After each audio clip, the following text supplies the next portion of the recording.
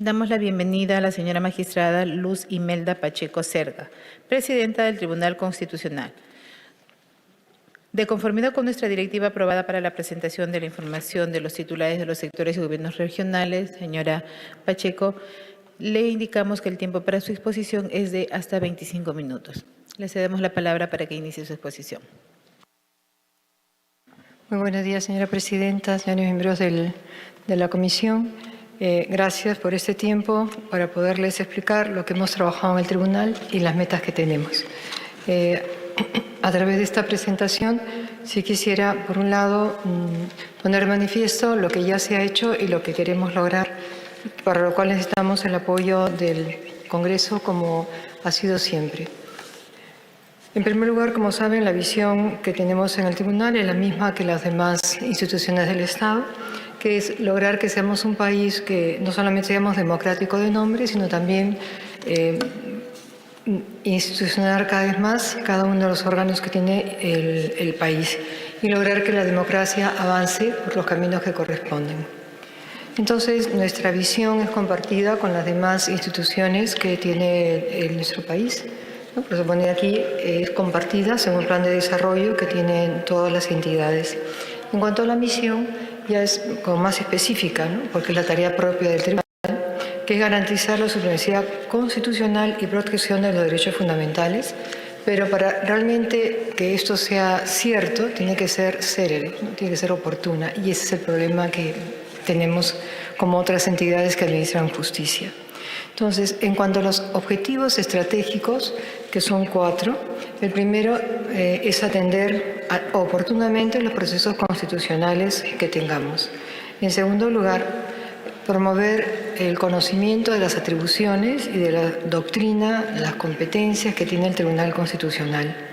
Y todo eso tiene que ir de la mano de ir fortaleciendo la gestión institucional y, por indicaciones del INDECI, también gestionar todo aquello referido a los desastres, posibles desastres o riesgos naturales. En consonancia con estos objetivos están nuestras metas. La primera meta es lograr también proteger, como decía antes, los derechos fundamentales de las personas, porque de esa manera estamos también garantizando la primacía de la Constitución, ¿no? Y con una justicia, vuelvo a repetir, oportuna, ¿no? Que es una tarea pendiente para nuestro tribunal en algunos aspectos. En segundo lugar, difundir nuestras competencias, buscar robustecer el Estado de Derecho, porque en la medida que la población conozca qué hace el tribunal, cuáles son sus competencias, qué sentencias ha dado, cuáles son de amplio conocimiento o de amplio espectro, por decir así, de cumplimiento, eso también evitará que hayan más juicios de los que sean imprescindibles. Y de la mano de todo esto está el modernizar la institución. Nos damos cuenta que tenemos que emplear mucho más los recursos tecnológicos, ¿no? Parece mentira que en el siglo XXI en el tribunal todavía paguemos la planilla de salarios con una hoja de Excel, ¿no? Y cálculos manuales en algunos casos. Y eso al final también impacta en la resolución de los casos, porque la gente tiene que notar que hay una celeridad para conocer su situación en todos los aspectos, y también quienes gobernamos. Vamos a la parte técnica, ¿no? Que es la económica, que es la propia que nos convoca en este momento. Entonces, aquí tenemos un cuadro comparativo. Por un lado tenemos lo que ha sido el presupuesto inicial, que fue aprobado para el 2024. Si ustedes ven, es de 5.278.87. No sé si lo ven ustedes. Actualmente lo que tenemos aprobado es un poco más, 51.839.391. ¿Por qué la diferencia? Porque han habido 3 decretos supremos que han permitido esta ampliación de partidas, 2 casos para poder pagar las pensiones, ¿no? De ley 25030 u otras pensiones, y la otra para poder pagar las indemnizaciones por sentencias en las cuales el Estado peruano ha sido parte, y que ha sido la cantidad más fuerte. Eso ha sido 524.266 soles. O sea que no es dinero que haya revertido para el mejoramiento del tribunal, sino para pagar a terceros que inclusive no han sido parte en un proceso dentro del Tribunal Constitucional, sino que han sido externos. Todas estas transferencias se las ha efectuado el Ministerio de Economía y Finanzas, porque nosotros no tenemos otros recursos ordinarios. En cuanto a la ejecución del presupuesto, tenemos que en el año 2023 la ejecución era de 43.211.000. Actualmente estamos en 51 millones como presupuesto, decía. Sin embargo, la ejecución al junio de este año era de 29 millones y algo más. ¿Por qué la diferencia? Porque esto es a junio y de hecho ya la mayor parte de estas partidas tienen gastos asignados y por eso tenemos proyectado una ejecución del 98%, cuando menos, ¿no? Porque, como digo, esto es a junio y ya está todo asignado a los gastos que correspondan. Pues con seguridad les puedo decir que aunque la ejecución es del 56%, ha sido del 56% en junio, para fin de año será del 98%. ¿Cómo ha sido el cumplimiento de las metas que nos habíamos propuesto para el año 2024? Tenemos, en relación a la publicación de autos y sentencias que ponen fin al procedimiento, la meta era de 3.000. Estamos en 2.702, es decir, un poquito más del 90%.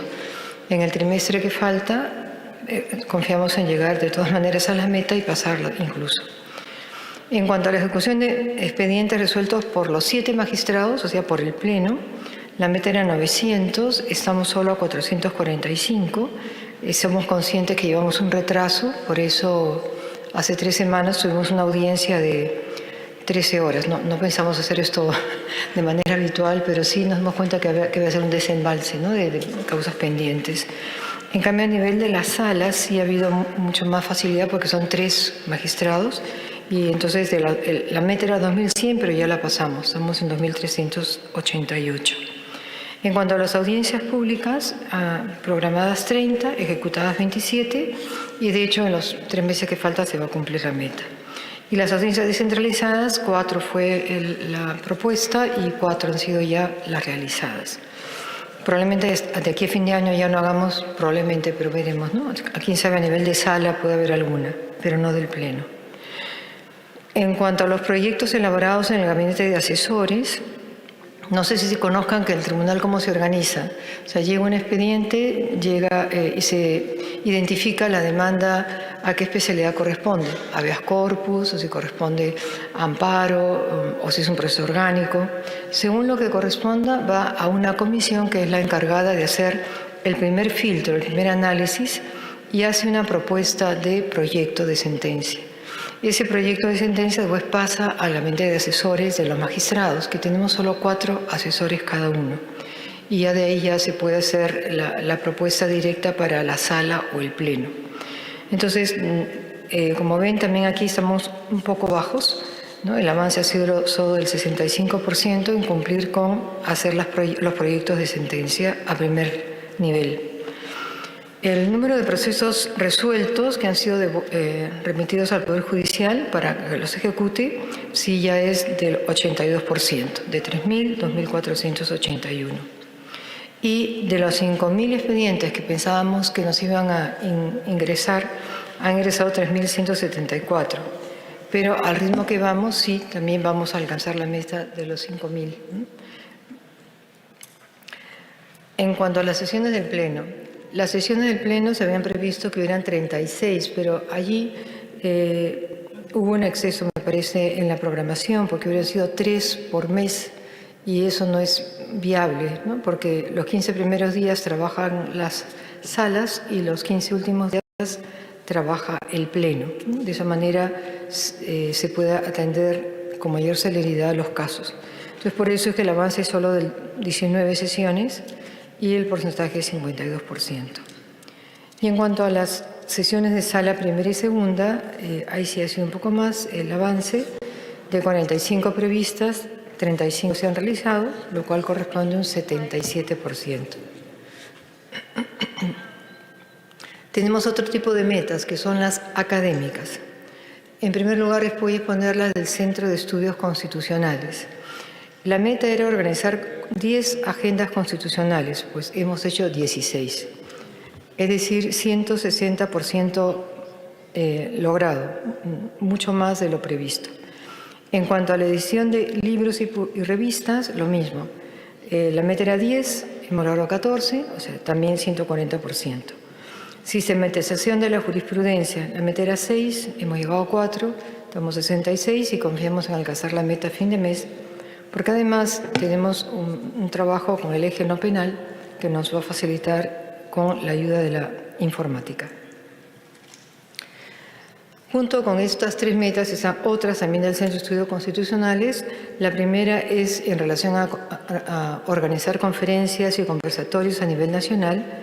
Se previeron 16 y se han hecho 49. O sea, ha habido un empuje fuerte de parte del tribunal para dar a conocer, o sea, lo que era el primer objetivo estratégico, ¿no? Dar a conocer, y segundo, nuestra jurisprudencia.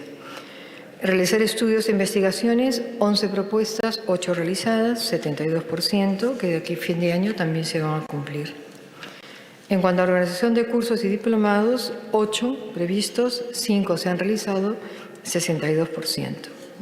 Allí tenemos un pequeño déficit, pero que esperamos corregir. Al menos para mí una meta es que podamos ofrecer un diplomado en Derecho para periodistas, ¿no? Que tanto tienen que opinar sobre el derecho y a veces no cuentan con una herramienta suficiente para poder analizar debidamente estas cuestiones.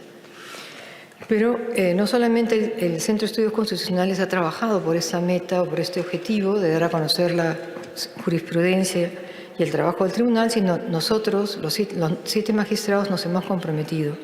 Y por eso hemos participado en 11 congresos y hemos brindado 43 entrevistas en radio, televisión, en diferentes medios, y nos parece, y tenemos que seguir haciéndolo, ¿no? Sobre todo en la zona de la sierra y de la selva, ¿no? Que es a donde menos llega a veces la información. En cuanto al fortalecimiento institucional, ahí sí tenemos que referirnos a la gran e importante ayuda que recibió el tribunal de parte del Congreso y la eficaz gestión del anterior presidente, el doctor Francisco Morales, que logró el mejoramiento y la habilitación de la sede de San Isidro. Eso ha sido una gran cosa, porque además no solamente tenemos ahora ya un lugar adecuado para trabajar, sino que en la sede de Lima hemos abierto una pinacoteca, ¿no? Con los cuadros que nos había dado el Instituto Nacional de Cultura, y que esperamos ampliar, porque estamos en coordinaciones con el Ministerio de Cultura para que sea incluso más amplia esta oferta de cuadros y de la belleza y riqueza de nuestro país. También logramos, gracias al apoyo en nuestro presupuesto del año pasado, renovar la flota de vehículos con unas camionetas Nissan sencillas, pero muy eficaces, porque los vehículos que teníamos tenían más de 10 años, arreglarlos costaba 65.000 soles, por ejemplo, lo cual no era viable ni lógico, ¿no? Entonces ahora se gasta mucho menos en mantenimiento, o casi no se gasta en mantenimiento de vehículos. Después también estamos en un proceso de estudio para mejorar los procesos, ¿no? Y los indicadores del Tribunal Constitucional. La meta era 5 entregables, vamos en 3 y también confiamos en acabarlo en este trimestre, porque estamos al 60%. Muy bien, este es el panorama de lo que tenemos. Ahora vamos a lo que tenemos por delante para el 2025. Como bien saben, el presupuesto para el año fiscal 2025 para cada entidad es enviado por el Ministerio de Economía y Finanzas. O sea, no es que nosotros hayamos diseñado este presupuesto, sino nos ha sido entregado. Entonces, ¿qué ha previsto el Ministerio? 50 millones de presupuesto, 50 millones 133.000, es decir, más de 1 millón menos que este año, ¿no? Y las necesidades en cuanto a pagar pensiones, en cuanto a pagar sentencias, ¿no? En las que el Estado ha sido parte, existen. Entonces ahí ya tenemos un primer déficit. ¿Cuáles son las metas que nos hemos propuesto nosotros institucionalmente? En cuanto a la publicación de autos y resoluciones, un mínimo de 4.000. Y en esos 4.000, ¿cómo vamos a funcionar? 800 van a corresponder a expedientes resueltos por el Pleno, por los 7 magistrados, y 3.200 por las salas, porque ya desde hace más de un año hemos reconocido la competencia que tienen las salas de resolver todos los casos, ¿no? Y hemos reservado para el Pleno los procesos orgánicos o aquellos casos que, si bien las salas lo podrían resolver, hay dudas sobre el sentido que tendría que ser esa decisión, y para evitar contradicciones entre las salas hemos decidido que primero el Pleno siente una doctrina y después ya las salas actúen en conformidad con ese criterio y exista mayor seguridad jurídica. Las audiencias, un mínimo, esos son mínimos de 12, ¿no? Y audiencias descentralizadas, 6. En cuanto a sesiones del Pleno, mínimo 16, ¿no? Aunque yo creo que y espero que sean más, ¿no? 2 por mes, ¿no? Y las salas primera y segunda, al menos 20 sesiones, porque ellos normalmente cuentan con una al mes, pero tratarían de sacar alguna más. Elaboración de proyectos de autos y sentencias en gabinete de asesores, 4.000 proyectos. Y participación en la Convención de Venecia, que es una entidad que está, como dice el nombre, en Italia, en la que participan cortes constitucionales y representantes de instituciones democráticas de todo el mundo, y la idea es que sea un órgano consultivo. Entonces sí interesa que el Perú siga participando, ¿no? Por eso es que seguimos contando con estas 8 participaciones, que en el fondo no son 8 personas, son 2 personas, pero que tienen que bajar al menos 4 veces al año. Hemos dicho que nosotros vemos que nuestra capacidad actual es de resolver al menos 4.000 expedientes. Sin embargo, nos van a entrar al menos 5.000 de parte del Poder Judicial. Y si entran 5.000, queremos devolver 4.000. O sea que ahí ya vemos una diferencia de 1.000, de la cual me ocuparé después. Ahora va la capacitación del personal del Tribunal Constitucional.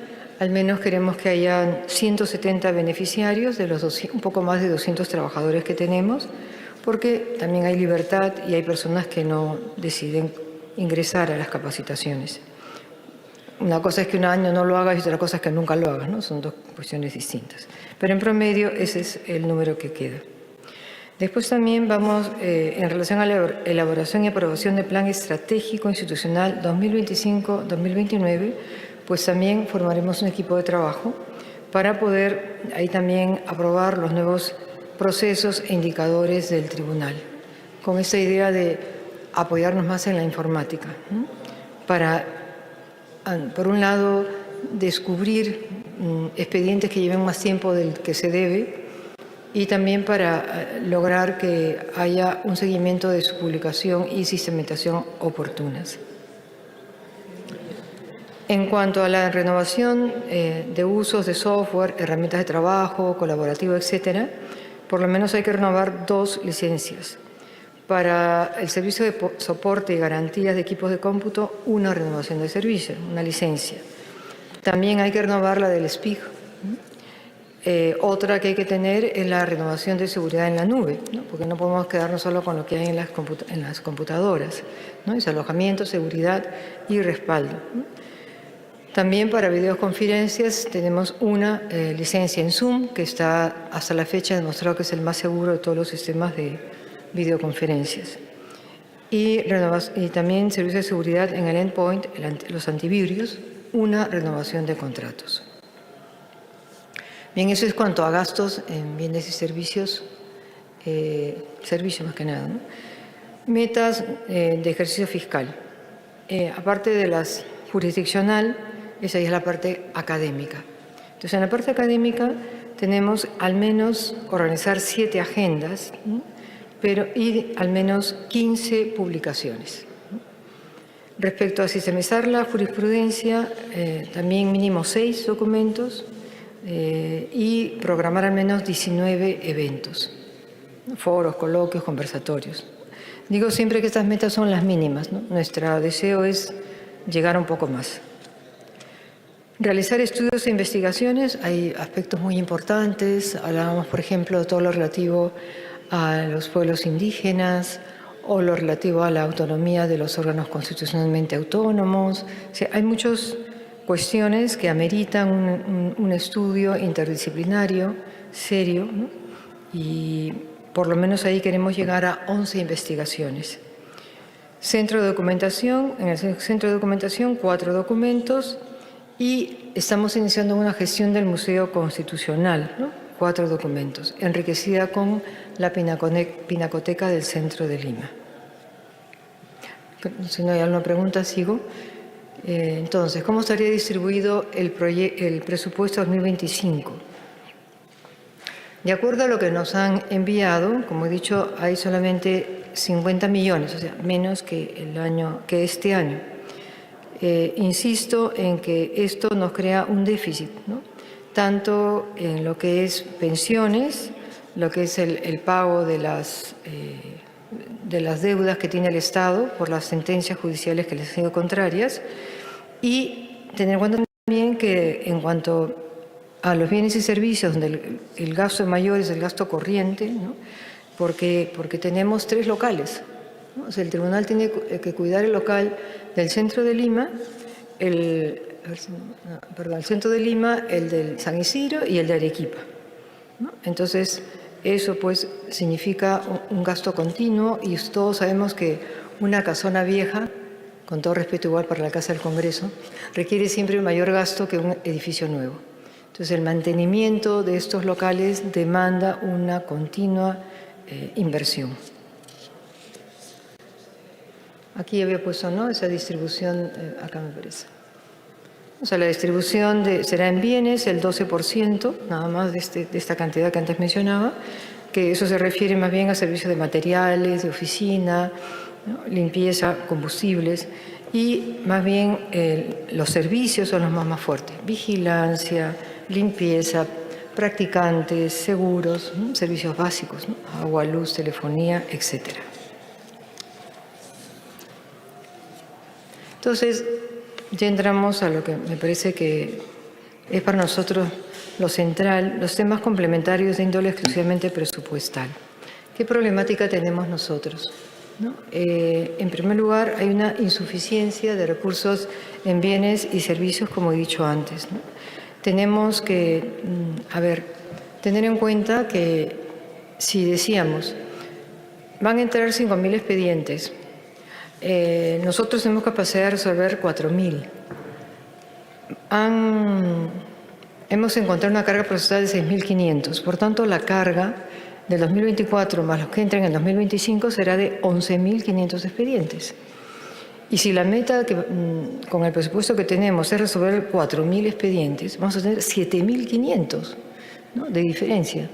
Entonces, eso, si estamos hablando de que queremos una justicia célere, pronta, esto lo desmiente. Por eso yo encarecidamente le pido a esta comisión que extraordinariamente apruebe, ¿no?, un presupuesto adicional que no está puesto acá, ¿no?, de no solamente el 1.000.000 y pico que dieron el año pasado para la ocasión de servicios, para cosas muy concretas que son locaciones de servicio, sino también para esto. O sea, ¿cuál es la mente que tenemos?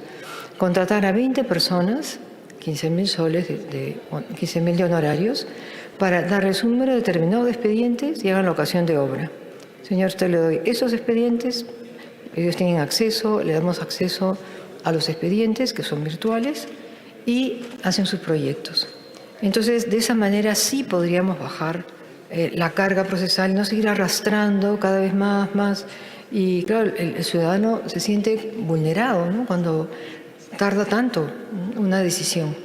Si cuando una decisión pasan 3 meses y todos los medios la conocen, la gente está indignada, imagínense cuando tenemos un expediente de 3 años, ¿no? O sea, por eso también le decía que ya hemos puesto en marcha un sistema de alertas, porque cuando yo veo un expediente de 2020, dice, ¿qué hace acá un expediente de 2020? ¿no? O 2019. Entonces, claro, ahora ya hay un sistema para que lo vea el jefe de gabinete, lo vea el coordinador, lo vea el ponente, entonces pongamos medios, pero si no tenemos asesores suficientes es imposible, ¿no? Entonces, junto con eso, también necesitamos ampliar la partida para gastos, para hacer viajes al interior del país y dar a conocer en los colegios y universidades las sentencias y la doctrina del Tribunal Constitucional. Hacer que la Constitución esté al alcance de todos. Si capacitamos profesores, bueno, también alumnos, pero yo pienso profesores universitarios, alumnos universitarios, profesores de colegio, eso llegará al grueso de la población. Esa es una meta que tenemos. También está el seguro de vida ley, que no está cubierto con este presupuesto que nos han dado. Tampoco hay una capacitación de personal fiable, por decir así. Queremos por lo menos 50.000 soles más. Y dar, aunque sea uniformes al personal, un mínimo de uniformes para contribuir a sus gastos, teniendo en cuenta que los sueldos, las remuneraciones del personal del tribunal hace 12 años que no se revisan, ¿no? Que es bastante.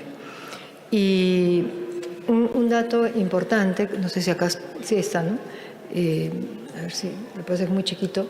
Fíjese, en lo que hablaba de la sentencia, el presupuesto para pagar sentencias laborales, que ha sido de cargo del tribunal, suman 467.000 soles.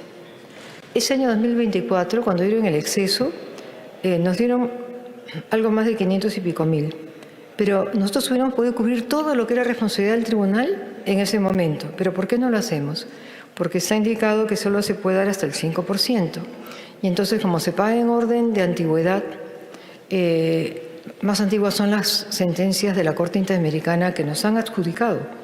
O sea, tenemos 4.473.578.73 que constituyen el 91% de los 4.940.000 que hay que pagar por sentencias, que no son responsabilidad directa del tribunal, pero que nos exigen pagar y entonces estamos un poquito a cada uno.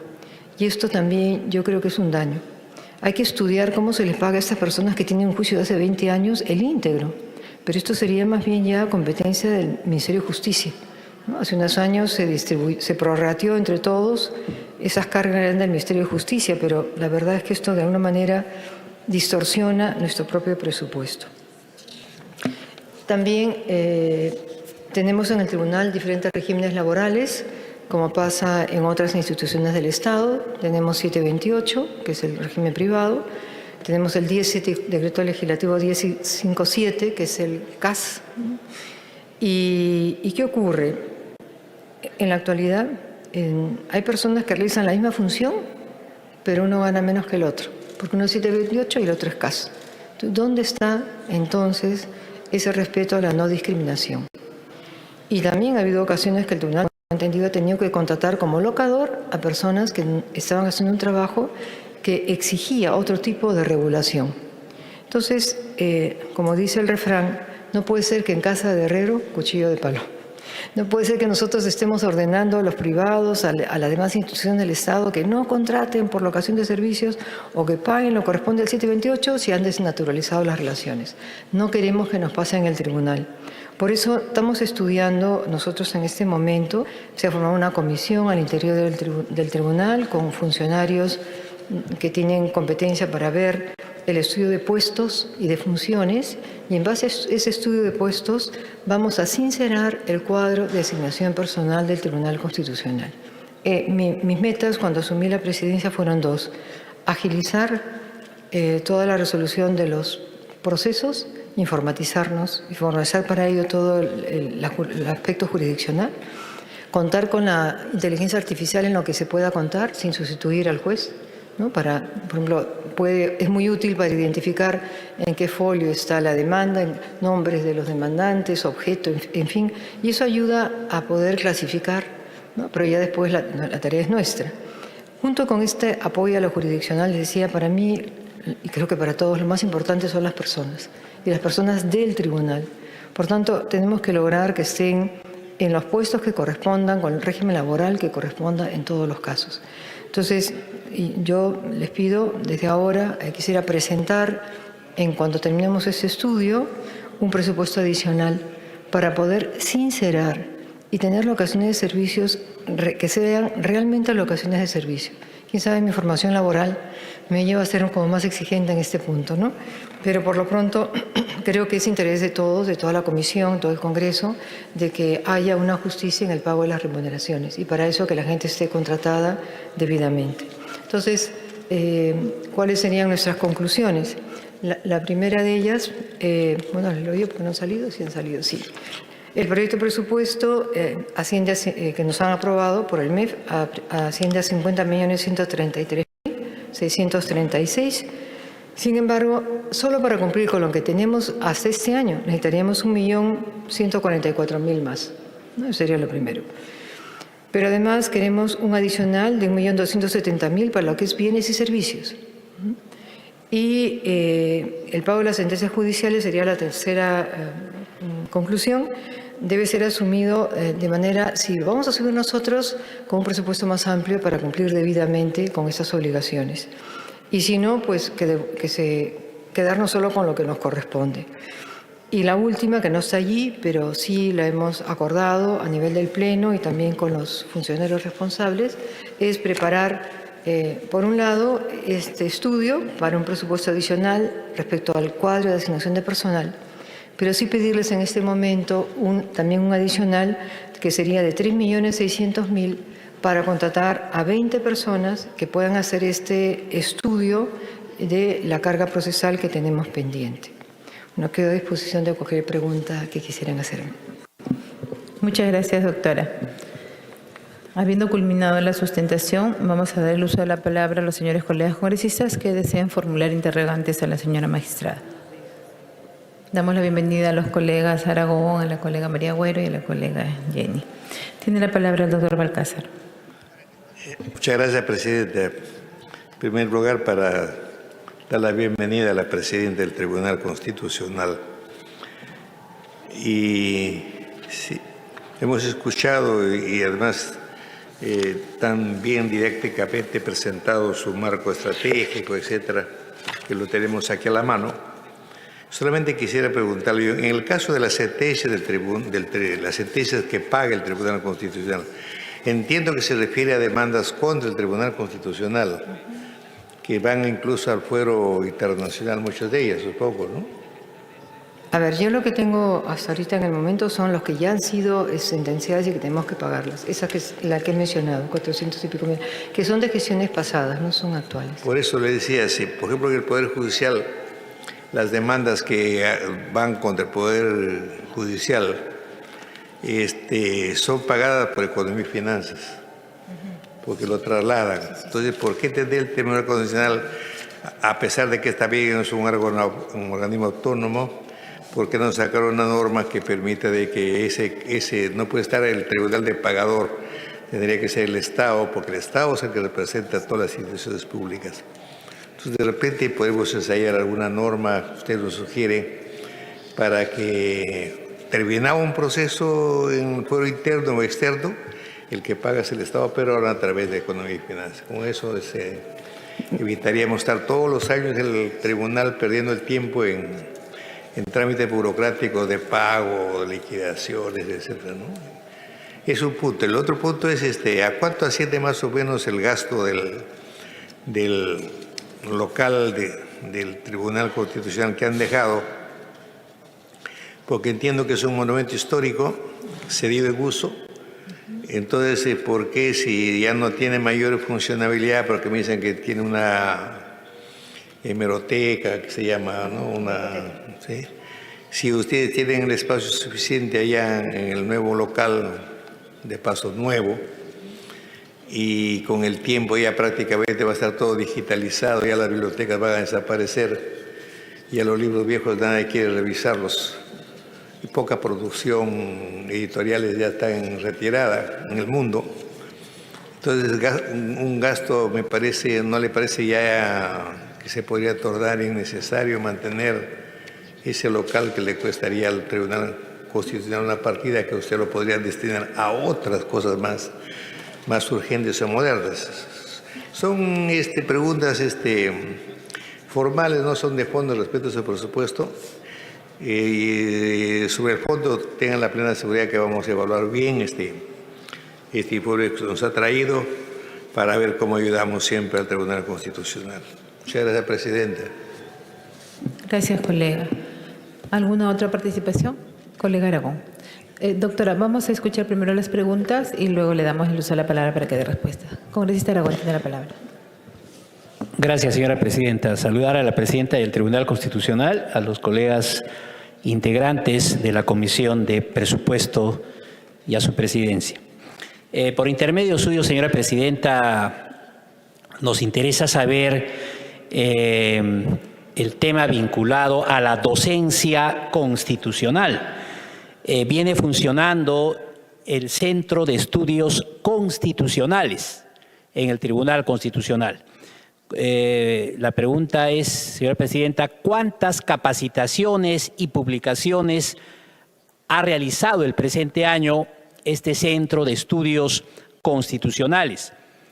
El presupuesto, pregunto, ¿el presupuesto para el año 2025 garantiza la sostenibilidad del Centro de Estudios Constitucionales? Una pregunta más, señora presidenta. ¿Existe, a la señora presidenta del Tribunal Constitucional, por intermedio suyo, existe alguna meta o actividad en el presupuesto para el año 2025 que pueda garantizar la sostenibilidad de la implementación de la ventanilla virtual? Este tema, la implementación de las herramientas tecnológicas, creyera que seguramente es una de las prioridades de gestión de la presidenta del Tribunal Constitucional. Y finalmente, señora presidenta, por intermedio suyo, tenemos conocimiento, señora presidenta del TC, manifestarle que por decisión de esta comisión, mi persona ha sido designada para hacer control político y fiscalización al Tribunal Constitucional, la cual debe llevarse, por supuesto, de manera objetiva, responsable, respetuosa y, en todo caso, manifestar que existen algunas, versiones respecto al tema del concurso de personal, tema de locadores, en fin, que seguramente lo haremos hacer por escrito, daremos a conocer por escrito. No es este el espacio, este es un espacio más de presupuesto, señora presidenta. Y también existe, presidenta, un presupuesto no para la construcción de un nuevo local o una construcción dentro del Tribunal Constitucional, que fue destinado el año pasado, todavía con el anterior presidente. En fin, ese tema también nos preocupa. Gracias, señora presidenta. Es todo. Gracias, congresista. Tiene la palabra la congresista Digna Calle. Gracias, señora presidenta. Saludar por su intermedio a la señora Luz Imelda Pacheco Cerda, presidenta del Tribunal Constitucional. Nuestra población constantemente reclama que el sistema de justicia presenta retardos procesales y ello no es positivo, más aún cuando se trata de la protección de los derechos constitucionales. Al inicio de su intervención hizo referencia a ello. En ese sentido, consultarle por su intermedio a la presidenta del TC cuál es la carga procesal del Tribunal Constitucional y cuáles son los factores que influyen en el retraso procesal de las demandas que se tramitan ante el TC. De igual manera, ¿cuáles son los criterios de priorización en la propuesta del presupuesto que se le asigna al TC? Muchas gracias, señora presidenta. Gracias, congresista. ¿Alguna intervención adicional? Congresista María Agüero. Gracias, presidenta, y por su intermedio. La Constitución ha establecido que la sede del Tribunal Constitucional es la ciudad de Arequipa. Sin embargo, lo que ocurre habitualmente es que tras la vista de la causa, los magistrados retornan inmediatamente a Lima, impidiendo que los litigantes puedan entrevistarse con ellos. Esto es parte del debido proceso y su incumplimiento constituye una infracción a la Constitución. El Tribunal Constitucional debería ajustarse a derecho. Los ciudadanos en Arequipa nos reclaman ello y se lo hago extensivo aprovechando de esta reunión. Una de las preguntas es el presupuesto, y justo va con los que la colega que me antecedió también tiene esa interrogante. El presupuesto propuesto para el año fiscal 2025 es de 50.133.636 millones, lo que representa una disminución de 1 millón 144.531 en comparación con el PIA del 2024. ¿Cómo planea el tribunal enfrentar las posibles dificultades que puedan generar esta reducción, especialmente en relación con la ejecución de sus metas jurisdiccionales y académicas? ¿Qué medidas de eficiencia se están considerando para asegurar que esta reducción no afecte la calidad de los servicios? ¿Y qué papel desempeñan las sentencias judiciales supranacionales y cómo impactan en el presupuesto del Tribunal Constitucional? Gracias. Gracias, colega. Tiene la palabra el congresista Arriola. Gracias, presidenta. Se saluda a la doctora Luz Imelda Pacheco, presidenta del Tribunal Constitucional. Como el motivo de la sesión del día de hoy es el presupuesto asignado para el año 2025, la Comisión de Presupuestos no se limita a ello, sino que se hace una evaluación del presupuesto actual del 2024 para poder sustentar, si cabe, el próximo ejercicio. En ese sentido, doctora, en las actividades, ustedes tienen para este año 51.839.000. Y del 75% que debería ser lo óptimo de ejecución, han ejecutado solamente el 63%. A todos los ministros y a todos los titulares de pliego se les dice bien claro, no se confíen de sus funcionarios, gerentes o directores de planificación y presupuesto, porque esta herramienta de gestión ustedes la tienen que evaluar todos los días. Y ahorita usted tiene un déficit de no ejecución de 18.884.000. Los rubros, sería ocioso mencionarlo, se lo vamos a hacer ya por escrito, para que usted nos responda, porque tiene ese problema en las actividades. En bienes no tiene ese problema mayormente, pero en servicios igualmente se refleja eso. Y sobre todo, acá hay una partida que nos preocupa, el tema de viajes. A usted le han asignado para este año 556.000 soles, más de medio millón de soles para viajes. No sé cuál es el costo-beneficio, qué cosa se ha logrado en los viajes, pero sobre todo, su ejecución está en el 50%. O sea, entre octubre y noviembre, porque diciembre es un mes muerto por las fiestas, ¿se van a gastar 260.000 soles en viajes para poder quedar a cero y evitar que se revierta? Difícil, por cierto. Y una de las cosas que la Comisión de Presupuestos va a fiscalizar es que todos los procesos de selección de bienes y servicios y proyectos de inversión en el último trimestre no se puede estar corriendo. Tiene todo el año.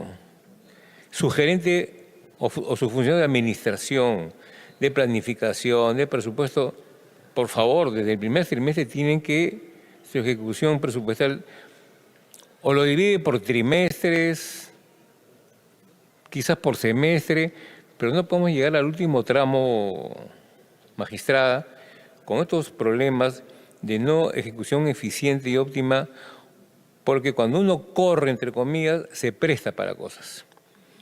Y lo que va a hacer la Comisión de Presupuesto, ya incluso con el aval de la presidenta, es que se van a revisar a qué proveedores, qué empresas están siendo comprometidas para que en el último trimestre cumplan pues con este déficit de no ejecución, que como le repito, es una responsabilidad directa, sin que eso no quiere decir que usted no lo vea todo el tiempo, de su área de administración, de su área de planificación y de su área de presupuesto sobre todo. Hay que tener mucho cuidado. Con los recursos públicos no se juega, definitivamente. Con la plata de uno con su plata haga lo que uno quiera. Entonces, en ese sentido, con el respeto que usted se merece, señora presidenta, esto que se le está indicando ahora se le va a hacer llegar por escrito para que usted nos informe qué está sucediendo, pero sí nos preocupa tremendamente esto de los viajes y sobre todo hay una partida donde tiene usted 2.069.000, que es servicio de mantenimiento, acondicionamiento y reparación, y han ejecutado el 28%, casi al 30 de septiembre.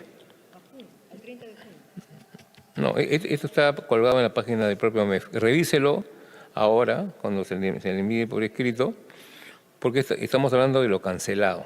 Ojo, a lo mejor puede haber lanzado el proceso, todavía no cancelan y está pendiente. Eso es lo que nos tienen que informar. Pero le repito, no podemos llegar al último trimestre. ¿No? Nada más, Presidenta. Gracias. Gracias, colega. Tiene la palabra la congresista Janet Rivas.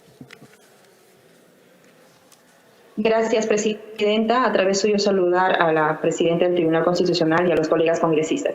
Sí, Presidenta, escuchando la exposición del Tribunal Constitucional, el análisis de las metas entre los años fiscales 2024 y 2025 revela variaciones muy importantes en ciertos indicadores claves que reflejan la actividad jurisdiccional del Tribunal Constitucional.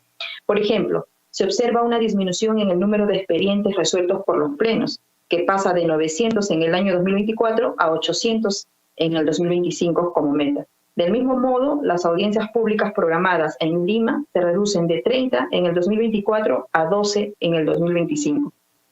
En ese sentido, Presidenta, la pregunta que debo hacer a la señora Presidenta del TC, a través suyo, es ¿a qué se debe la disminución tanto en el número de expedientes resueltos por plenos como en las audiencias públicas programadas en Lima para el 2025? Gracias, Presidenta. Gracias, congresista. Bueno, no habiendo más participaciones, vamos a dar el uso de la palabra a la señora magistrada Luz Pacheco para que dé respuesta a las interrogantes formuladas. Tiene la palabra, doctora. Muchas gracias por todas las preguntas que permiten aclarar más el panorama. Por su intermedio, le respondo al congresista Balcázar que efectivamente consideramos como usted que debería volverse al régimen anterior, cuando era el Ministerio de Justicia el que respondía por todas aquellas indemnizaciones donde el Estado había perdido el juicio ante los organismos supranacionales, porque esa distribución que hacen distorsionan los presupuestos de todas las entidades. Sería muy saludable que sería una disposición para que el Ministerio de Justicia afronte lo que corresponde a esas indemnizaciones en las que el Estado ha perdido y que cada entidad asuma las que le corresponde, si le pregunto. Y después, respecto al local del centro de Lima, ¿por qué lo mantenemos? En primer lugar, porque esa cesión de uso, bueno, en el año 70 y tantos, no creo que se pueda cambiar, pero sí lo estamos invirtiendo porque es un aporte a la ciudad. Consideramos que estamos ayudando a dar a conocer la riqueza cultural, el patrimonio del Perú, y es un servicio. O sea, nuestra meta es que esa Casa de Pilatos entre en el tour de turismo que se hace en el centro de Lima, porque es una historia muy bonita, ¿no? Hasta Vallejos ha vivido ahí. Hemos ya puesto, los invito un día a conocerla, ha quedado muy bonita. Y hemos habilitado 3 salones y están ahí unos cuadros que teníamos los magistrados en nuestras oficinas. Todos estos cuadros son del Instituto Nacional de Cultura, no eran nuestros. Entonces esos decoraban nuestras oficinas, pero nadie las veía más que nosotros. Digo, ¿por qué no ponemos esto a que lo vea el Perú, no se lo conozca quien quiera? Y por eso, si bien es cierto, supone un gasto, pero yo creo que es una inversión y estamos colaborando con el país, colaborando con el Ministerio de Cultura, que a veces tiene estos cuadros en depósitos que no sabe dónde ponerlos, y entre todos ayudamos a que eso nos gocemos en ver las riquezas del país del Perú, ¿no? Pictóricas en este caso, ¿no? Eso sería respecto a las 2 preguntas que me hizo. Al congresista Aragón, respecto a la docencia constitucional, aquí les puse en la diapositiva, perdón, que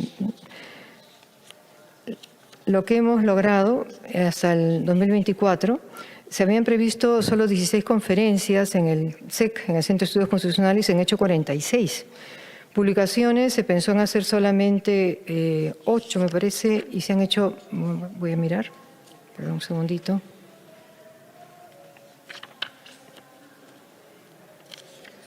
Sí, publicaciones 10 y hemos llegado ya a 14.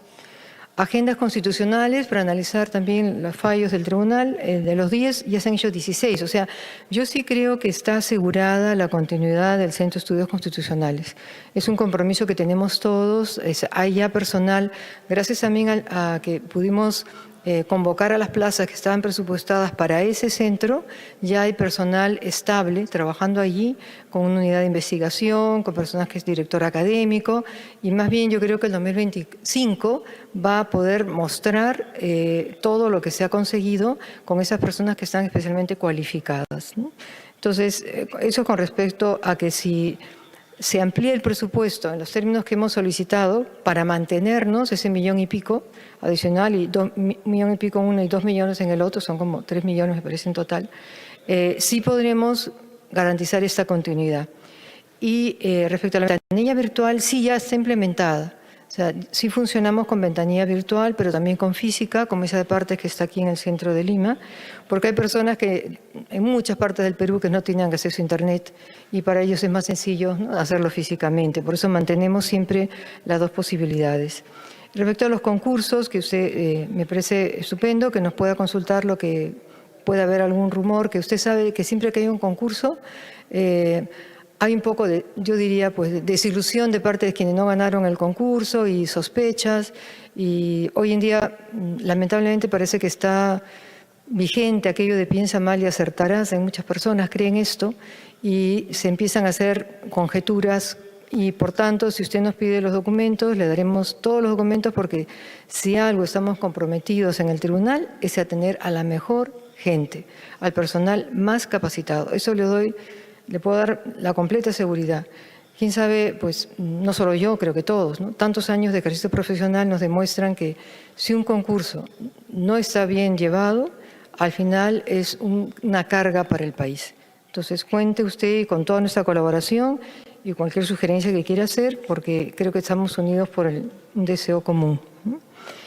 Respecto al presupuesto para la construcción, o sea, habilitación, más que construcción, fue habilitación de la sede de San Isidro.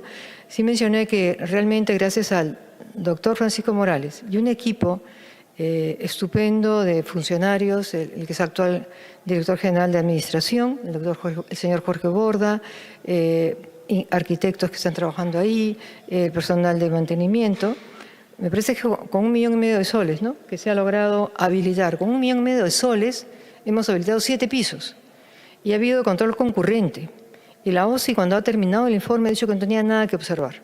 O sea, que si algo tengo seguridad es de quien está al frente de DIGA, de la Dirección General de Administración. Una persona con muchísima experiencia, muy buen profesional, muy activo, y nos lo ha demostrado, ¿no?, con que se ha podido hacer ni en un año, ¿no?, porque en menos de un año, en cuanto ustedes dieron ya la aprobación, se logró habilitar, y los invito a ir cuando quieran para que puedan ver cómo se ha conseguido con medios sencillos, pero es agradable, funcional.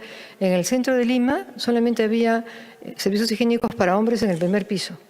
No podíamos poner ni siquiera un montacarga. En cambio, ahora en el centro de Lima hay servicios higiénicos para todo el personal, para la gente que viene a las audiencias, y en el tercer piso hemos puesto la sala de audiencias para 85 personas, y eso lo hemos podido hacer gracias a la contribución del eje no penal, porque ya no nos alcanzaba con el 1,5 millones. Pero sí, de verdad que ha quedado muy bien, pero sin ninguna cosa lujosa, todo es funcional, ¿no? Entonces, sí, si usted quiere también, por internet, señora presidenta, podemos hacer llegar lo que él guste para ver esto, y los invitamos también a quienes desean, nos dicen, y podrán ustedes comprobar el uso adecuado que se ha dado al dinero que entregaron. Respecto a la señora Digna Calle, la congresista Digna Calle, las causas de los retrasos, me preguntaba ella. Sí, yo he hecho un mea culpa en todos los medios de que estamos atrasados. Y desde el primer momento yo me conjunté con el jefe de informática que está acá, el ingeniero César Rodríguez, y le dije, ¿qué podemos hacer para descubrir que un expediente lleva excesivo tiempo en el tribunal? Y entonces ya trabajaron el sistema de alertas al que me referí, y es un sistema de alerta que le va a llegar al asesor que tiene el expediente a lo mejor más de 30 días con él. O sea, yo el otro día descubrí un expediente que tenía una persona 365 días. O sea, es que eso a uno le dice, bueno, no puede creer que no hay mala idea de nadie. Es que está el avalancha que tenemos de casos y resulta que algunos parecen más urgentes que otros, pero al final todo el mundo tiene derecho a que le resuelvan su caso. Por eso es que yo pedí este presupuesto extraordinario de locadores para decir, señores, esto que tenemos acá, estos 6.500 casos, no pueden seguir siendo un pasivo año a año, porque se van a entrar 5.000 más y solo vamos a resolver 4.000, o sea, estamos hablando de 7.000 casos que quedan en el aire.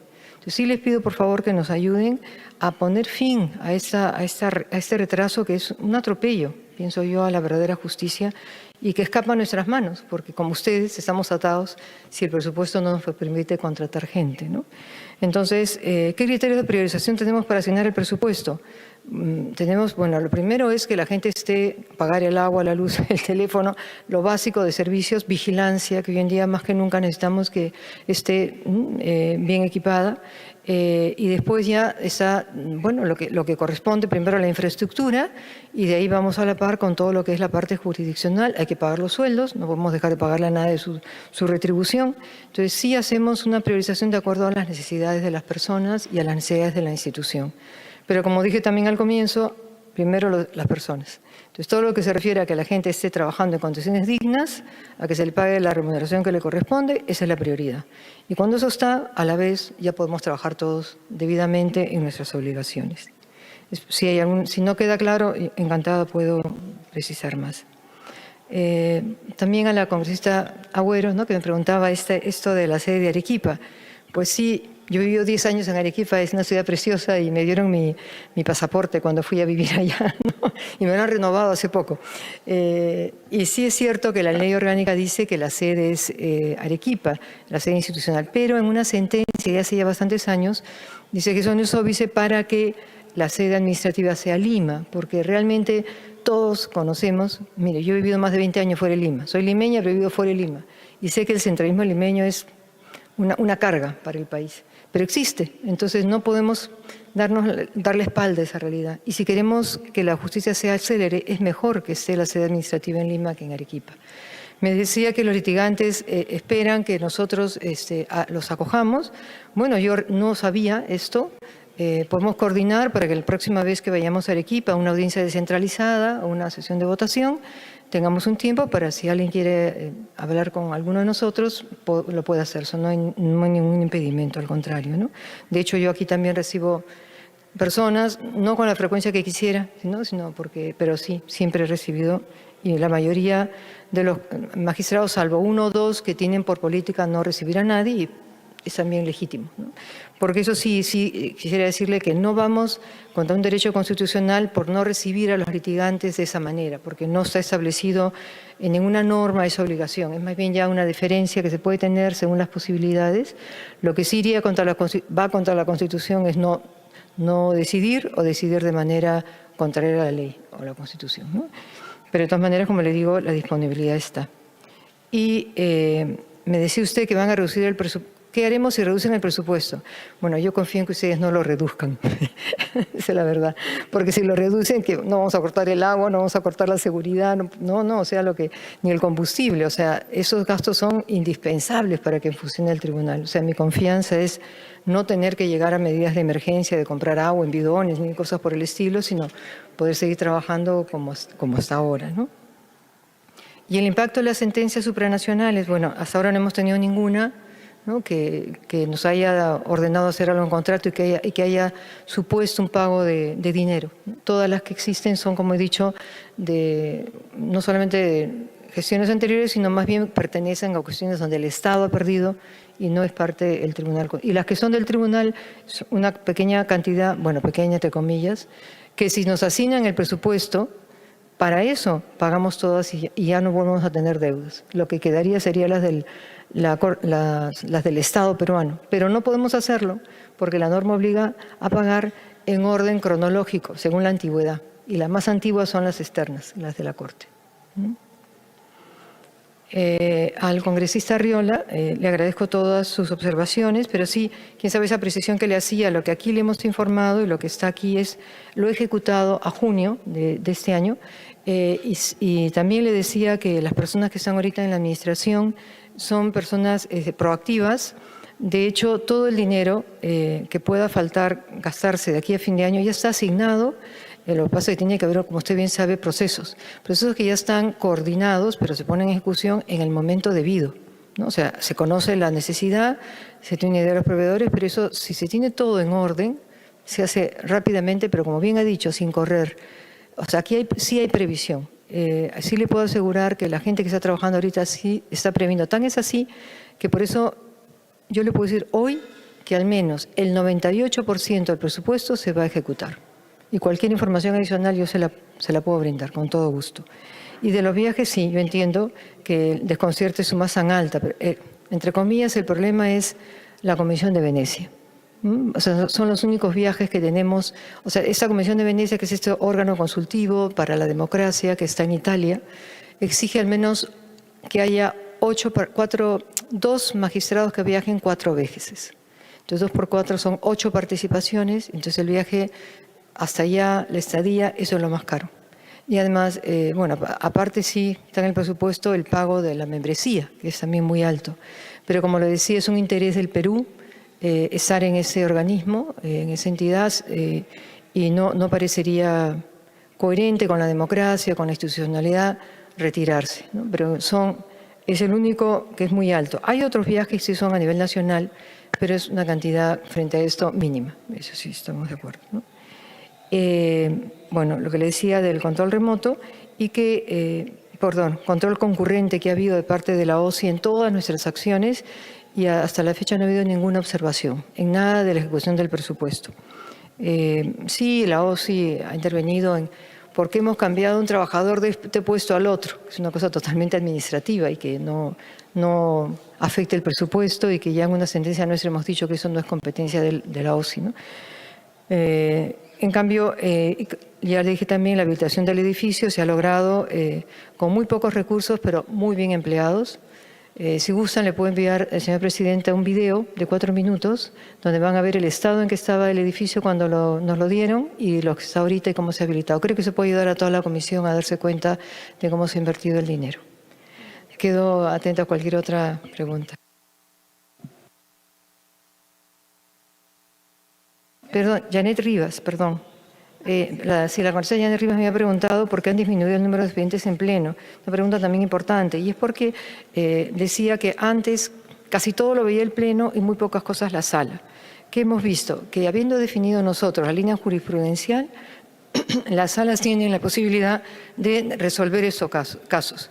Y es más fácil que se pongan de acuerdo 3 que 7. O sea, los debates en el Pleno son más largos. Por eso hemos disminuido el número de expedientes en el Pleno, pero se han aumentado en las salas. Y respecto a las audiencias, como he dicho también en el Comisión, son menos en principio. Pero, o sea, porque hemos puesto una por mes, ¿no? Una por mes. Pero en la medida que podamos hacer otra, la haremos. Pero la idea es que habrá más audiencias descentralizadas de parte de las salas, que se moverán en principio las 2 salas a una localidad determinada y resolverán los casos de ahí. ¿Por qué? Porque el Pleno cada vez tiene menos casos como Pleno. Así todo ven que a veces nos demoramos más de lo que quisiéramos en resolver cuestiones muy importantes. Nada más. Bueno, no habiendo más participaciones ni preguntas que formular, le agradecemos a la señora magistrada Luz Pacheco, presidenta del Tribunal Constitucional, por haber aceptado la invitación y venir a sustentar el proyecto o el presupuesto asignado para su sector para el año 2025. Le invitamos a retirarse de la sala en el momento que sea pertinente. Muchas gracias y confío que el Congreso nos seguirá apoyando para esa justicia célere. Gracias. Muchas gracias.